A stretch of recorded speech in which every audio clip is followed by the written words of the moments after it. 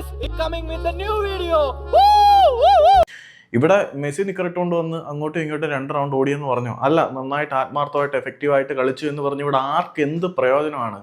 നീയാണല്ലോ കോടതി ഓടാമയില്. കേരളത്തിന് വിസിബിലിറ്റി കിട്ടുന്നു. തേങ്ങാ കൊലയാണ് കിട്ടാൻ പോകുന്നത്. ഇവിടെ ഒരു മത്സരം നടന്ന വിസിബിലിറ്റി കിട്ടാൻ പോകുന്നത്. ചേട്ടാ, ഇവനോടൊക്കെ കാര്യം ബോധിപ്പിക്കേണ്ട അവസ്ഥയാണ് എനിക്കിപ്പോ. ഇതുകൊണ്ടുള്ള ഗുണം അർജന്റീന ഫുട്ബോൾ ഫെഡറേഷന് ഉണ്ടാവുന്നുണ്ട്. പിന്നെ അർജന്റീനക്കെതിരെ കളിക്കാൻ പോകുന്ന ടീമിനും അത്യാവശ്യം ക്യാഷും കാര്യങ്ങളും കിട്ടും.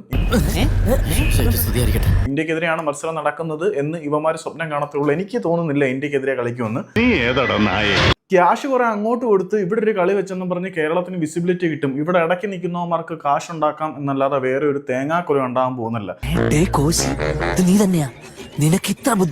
ഒരു തേങ്ങാക്കൊല ഉണ്ടാക്കാതെ മെസ്സിയെ കൊണ്ടുവന്നു എന്ന് പറഞ്ഞിട്ട് ഇവിടുത്തെ പൊട്ടന്മാരുടെ കണ്ണിൽ പൊടിയിടാം എന്നല്ലാതെ യാതൊരു നേട്ടവും ഉണ്ടാകാൻ പോകുന്നില്ല. ഞങ്ങൾ ഈ കട്ടൗട്ടൊക്കെ വെച്ച് പാലഭിഷേകം നടത്തിക്കൊണ്ട് നടക്കുന്നവരാ.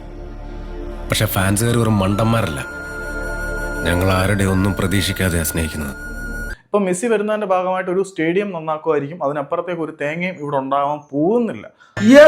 ഭയങ്കര സംഭവമായി പോയല്ലോടാ. ഇത് ആരോ ഒന്ന് കളിച്ചിട്ട് പോകുന്നതിന് നമ്മൾ ക്യാഷ് ഇറക്കുന്നു. നമ്മൾ നിനക്കത് ആരുടെ ടീമാണെന്നറിയോ?